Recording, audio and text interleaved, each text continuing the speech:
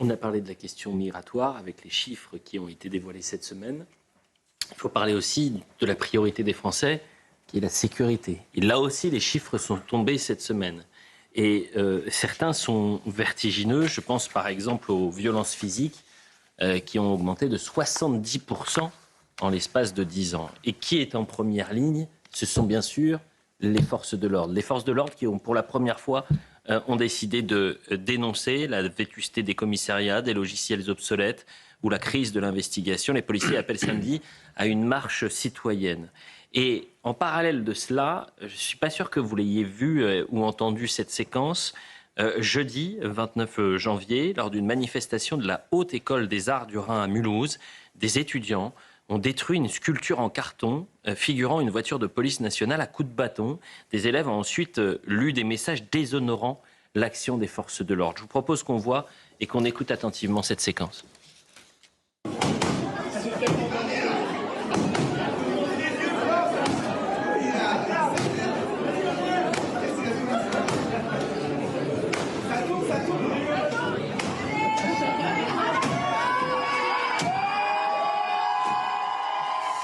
Et je vous propose d'écouter Fabien Van Amerlik, qui est le secrétaire général du syndicat Alliance, qui est en première ligne pour cette mobilisation citoyenne. Le pays va très mal et c'est ce qu'on essaye de dire haut et fort par rapport à une situation que connaissent les policiers sur le terrain tous les jours. Donc on appelle la population à nous aider. Malheureusement, surtout dans une prise de conscience où il faut avoir une vision globale de la situation. Aujourd'hui, le policier ne peut plus travailler comme il devrait travailler. Il y a une impunité grandissante, une insécurité omniprésente, vous avez un manque d'effectifs, vous vous retrouvez dans une situation dangereuse tous les jours, vous interpellez des individus 10, 20, 30 fois et au final ils sont encore à nouveau dehors. Vous avez une clémence globale de la justice parce que c'est un état de fait et il suffit de faire le constat tous les jours. Donc qu'est-ce qu'il nous reste? Il nous reste deux choses. Soit le gouvernement prend conscience de la situation, mais maintenant on commence à douter parce que vu le nombre d'années où il est là, il aurait peut-être pu le faire avant. Soit la population est avec sa police, d'après les sondages, c'est tout à fait ça, et elle est derrière sa police sur sa grande majorité. Et là, dans ces cas-là, à elle de le montrer qu'il faut soutenir la police pour qu'elle soit considérée, respectée. Et si on est considéré et respecté demain, ça sera une France plus sécurisée, tout simplement. Geoffroy Lejeune. Alors on a parlé des chiffres de l'immigration qu'on a eu cette semaine, mais on a aussi eu ceux de la délinquance. Si on prend juste les agressions physiques, on a recensé 473 000 faits en 2025. C'est une augmentation de 70% en 9 ans. À l'aune de ces chiffres, Philippe, que pensez-vous du cri de colère ou de désespoir du dernier rempart de la République? D'abord, il faut le mettre en perspective. Je me souviens, quand j'étais petit, mon père m'a dit « 13 mars 58, retiens bien la date. C'est la fin de la République, la 4e République. » Pourquoi? Parce que les policiers sont dans la rue. Et il me dit, quand les policiers sont dans la rue et qu'ils font appel au peuple, ça veut dire que c'est fini pour le régime.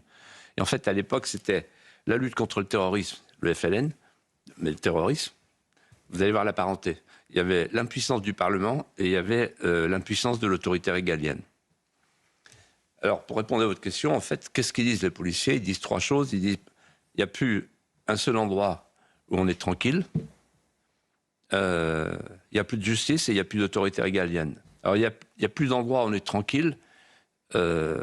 C'est-à-dire qu'en fait, c'est la faillite du modèle du vivre ensemble que les hommes politiques ont porté pendant 50 ans. C'est la faillite d'une vision politique de tous ces hommes politiques qui n'ont pas vu le réel, qui n'ont pas vu qu'on a changé complètement de société. On est passé d'une société, celle de mon enfance, qui était homogène, avec ses codes, avec ses capillarités, ses voisinages, à une société fracturée, multifracturée, multiconflictuelle, une société tribale de pré-guerre civile. Ensuite, la question de la justice. Personne ne veut voir qu'il faut remonter à la source, sauf Georges Fenech, qui avait dit ça très bien récemment. La défense sociale nouvelle. Je fais court, mais en fait, aujourd'hui, surtout avec Belloubet, etc., le droit pénal a pour but la réadaptation sociale du délinquant. C'est-à-dire, c'est plus la punition. C'est d'actualité. C'est-à-dire qu'on dit non, c'est l'inversion victimaire. Pour un peu, celui qui a fauté, on le réhabilite parce que c'est comme ça. Voilà. Donc c'est l'ambiance, c'est la défense sociale nouvelle, c'est Badinter, c'est Belloubet, c'est Taubira et tous les autres. Et cette inversion victimaire, elle est mortelle pour la société, parce qu'on ne sait plus où est le bien et le mal. Et finalement, les décisions de justice sont considérées comme laxistes, et quand elles ne sont pas laxistes, on ne les applique plus. Alors, bon. Donc, la société part à volo. Et enfin, c'est l'autorité régalienne. L'autorité régalienne, ça veut dire qu'en fait, on a un président de la République qui a dit, chez vous, à l'époque, avec Louis Dragnel, je vous fais la promesse qu'il n'y aura plus un seul OQTF dans l'année. Bon, il n'a pas tenu sa promesse. Et il a dit une chose que vous aviez relevée, la société de vigilance. C'est-à-dire que c'est à vous, compte tenu de l'impuissance de l'État, c'est à vous à faire attention, en gros. Faites attention, retournez-vous, etc. Voilà. Et il y a pire que ça. C'est que les policiers, vous vous rendez compte, ils savent ce que le Conseil constitutionnel a fait. Et moi, j'ai, dans ma mémoire, jusqu'à la fin de mes jours, un souvenir, une dame en pleurs, la maman de Philippine, qui me dit, vous avez vu ce qu'ils ont fait, le Conseil constitutionnel? Ils ont refusé d'allonger le délai de rétention pour les délinquants criminels au QTF. C'était le 7 octobre dernier. Le 7 octobre 2025, putain. Voilà. Et donc, en fait, le sentiment qu'on a, c'est que ce fameux état de droit ne protège plus nos enfants. Il protège ceux qui tuent nos enfants. Donc, nous sommes de tout cœur avec les policiers. Mesdames, messieurs les policiers, vous êtes les derniers remparts. Vous êtes la France. Philippe de Villiers, et je pense aux téléspectateurs qui voient apparaître le message de Boualem Sansal à Philippe de Villiers, on va le découvrir en fin d'émission. Un mot sur un livre que vous souhaitiez vous arrêter un instant sur ce livre, celui de Marion Maréchal, qui était l'invité ce vendredi matin de Pascal Praud dans l'heure des pros. Si tu te sens Le Pen, pourquoi souhaitiez-vous vous arrêter un instant sur le livre de Marion Maréchal? Parce que c'est un livre qui est émouvant, que je recommande parce qu'il est émouvant. Elle raconte sa naissance, elle dit c'est un accident, etc. Elle raconte des choses étonnantes, avec beaucoup de sincérité, beaucoup de force et une très belle plume. Ensuite, elle se revendique comme héritière, ça me fait plaisir. Elle est héritière et elle dit, oui, mon grand-père a fait des erreurs, mais il y a eu 2 anticipations. La première, c'est l'immigration, c'est le premier qu'a vu et qu'a dit. Et ensuite, l'eurofédéralisme, c'est le premier qu'a dit et qu'a vu. Et puis, c'est pas qu'une héritière, c'est une combattante. Et là, c'est ça qui est intéressant dans ce livre, c'est qu'en fait, elle montre pourquoi les combattantes, c'est indépendant de sa volonté. Donc, elle cherche rien, en fait. Simplement, elle est combattante. Le courage lui vient naturellement parce qu'elle est combattante comme arrière petite fille de marin pêcheur qui fait ce qu'il a à faire. Il pêche du poisson. Et elle, ce qu'elle a à faire, c'est sauver la France. C'est pas mal. Bonne lecture. Philippe de Villiers, la semaine dernière, vous aviez interpellé Jean-Luc Mélenchon. On avait commencé l'émission par cette thèse qu'il épousait désormais. Du grand remplacement. Il en a remis une petite couche. Je vous propose d'écouter Jean-Luc Mélenchon qui va encore plus loin que la semaine dernière. Écoutez. J'ai été accusé par M. Guénaud de vouloir supprimer et la langue française et le peuple français.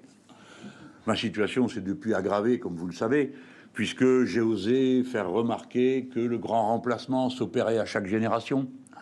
Et que c'était bien dommage qu'il ne veuille pas mourir, mais tout le monde y est condamné. La probabilité que la génération suivante soit très créole et très mélangée est tellement grande qu'on peut dire qu'ils ont perdu la partie. Et je le redis à tous ceux qui vivent dans l'angoisse du grand remplacement, vous avez perdu.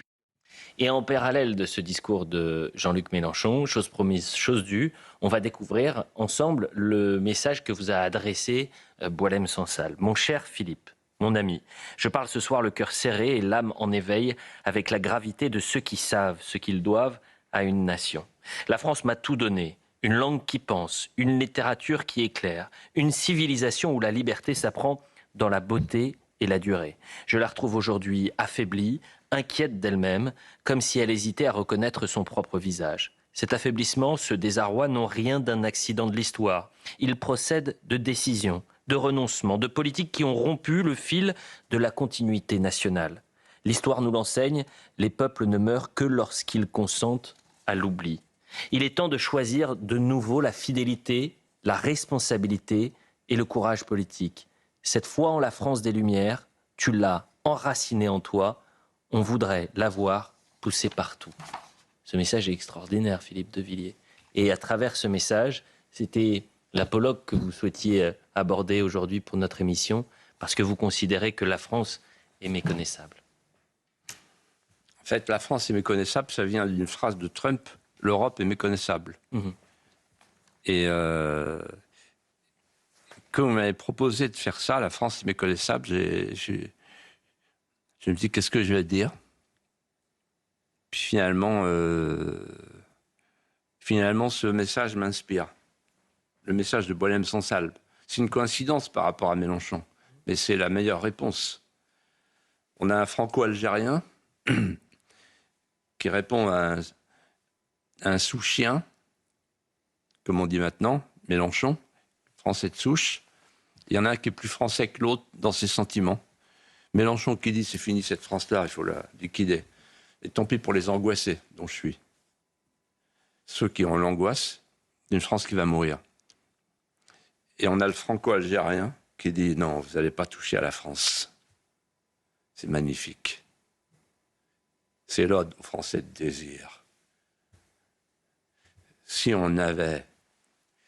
les hommes politiques avaient l'intuition, l'instinct de dire à tous les Français qui sont là depuis peu de temps, soyez des Français de désir comme Boualem-Sansal. Parce que moi, je crois à l'exemplarité, oui. L'exemplarité. Vous êtes exemplaire, c'est pour ça que vous êtes là. Et donc, quand on a le culot de parler aux Français, il faut être impeccable. Alors maintenant, je vous réponds. Oui, la France, elle est méconnaissable. Parce qu'en fait, elle est victime de deux populicides. Le premier, c'est un populicide démographique. C'est la dénatalité galopante du no-kid qui conduit au monde auto-genré et à l'homme auto-engendré. C'est devant nous avec le transhumanisme.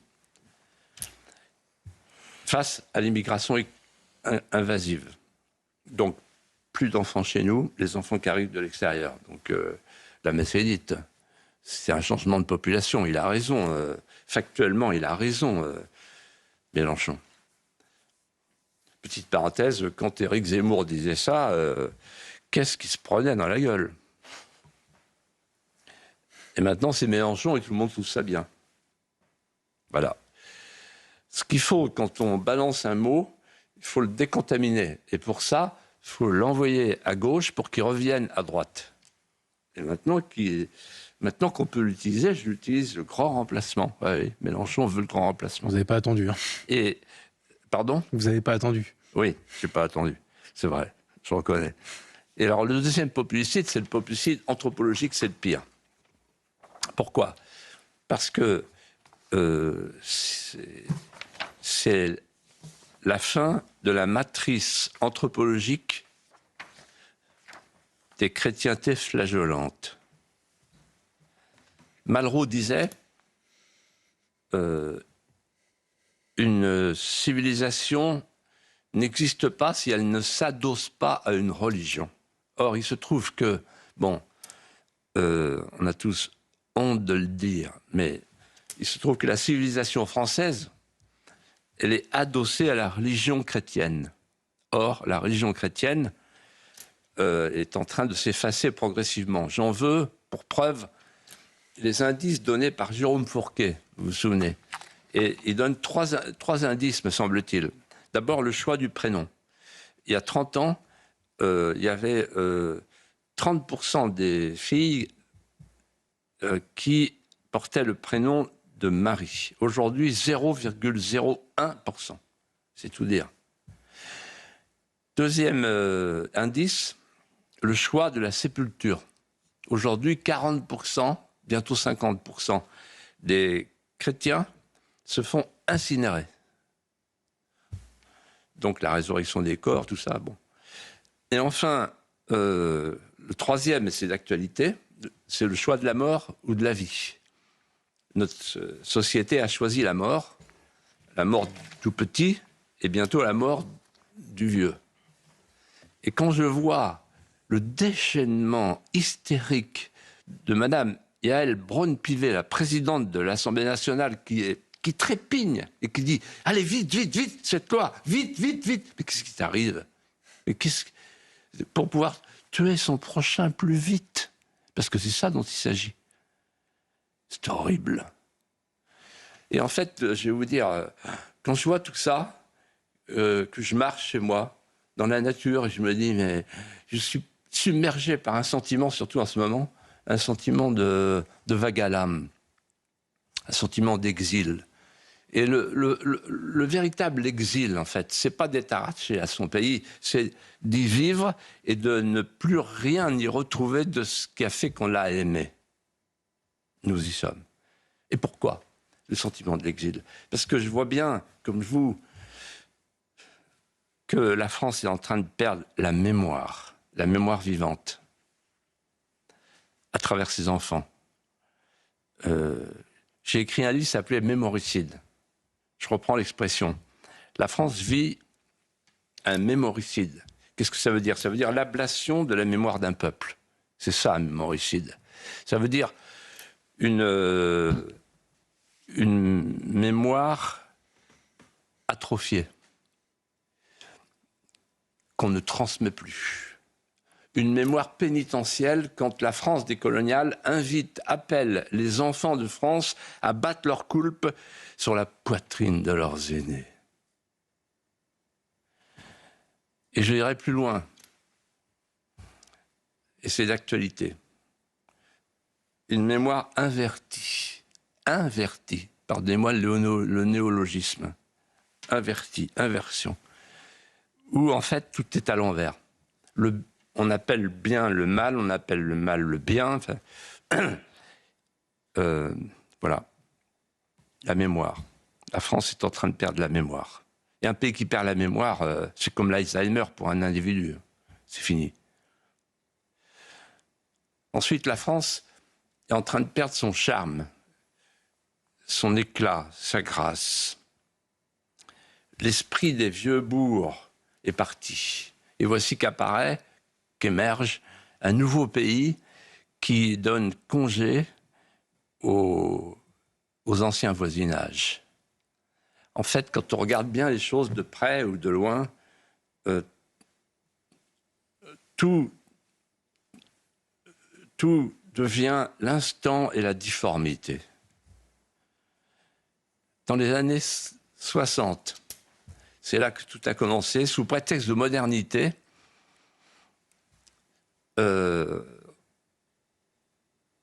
tout ce qui est fait de nouveau est d'une laideur accomplie. En fait, c'est la victoire de Le Corbusier avec sa machine à habiter, sa cité radieuse des âmes concassées. L'architecture d'aujourd'hui oublie le principe de Plotin, l'architecte grec, qui disait l'architecture, c'est tout ce qui reste la pierre ôtée. Ça veut dire un esprit, une âme. L'architecture d'aujourd'hui, c'est l'empilement du vide. Regardez nos villes, regardez nos lotissements, regardez partout. C'est un concours de laideur, d'enlaidissement. Et puis la nature a perdu ses attraits, elle est violentée, elle est balafrée, elle est défigurée. Et j'irai plus loin, pour conclure. La France, elle est en train de perdre son âme, peut-être. Quand j'étais petit, en côtoyant les hautes figures de mon panthéon des alliés, qui avaient de la gouaille, qui avaient de la verve, qui avaient l'humeur et la faconde, je voyais bien que la France était un principe spirituel. Et cette France-là, je l'ai goûtée comme une élégie. Je la regardais comme un être charnel, je l'embrassais comme un être charnel, qui me raconte des histoires, qui mène des combats, qui enchaîne des exploits, qui revient du diable Vauvert et qui parfois s'effondre sous le poids du malheur, comme une dame sans âge, qui n'a plus qu'à sécher ses larmes pour avoir trop pleuré. Moi, comme beaucoup d'autres, j'ai cru que la France était une personne. Et je le crois encore. La grand-mère qu'on n'a pas eue, celle des contes qu'on n'a pas lus, celle des récits qu'on n'a pas connus. Et puis la voici qui s'effondre, la voici qui s'abîme, le grand affaissement, le grand abaissement, et je dirais même le grand engourdissement qui précède la mort. La France est au bord de l'abîme, je sens le gouffre qui s'ouvre. Elle se vautre par moments, et elle se vautre. Et alors, laissez-moi terminer, il y a un petit espoir qu'on la sauve, qu'on sauve le dépôt millénaire. Et pourquoi ? Pourquoi ce petit espoir ? Parce qu'on n'a pas le choix. Pour que nos enfants, nos petits-enfants, nos arrière-petits-enfants, un jour puissent renouer avec les mélodies manquantes, tramées dans l'étoffe des songes.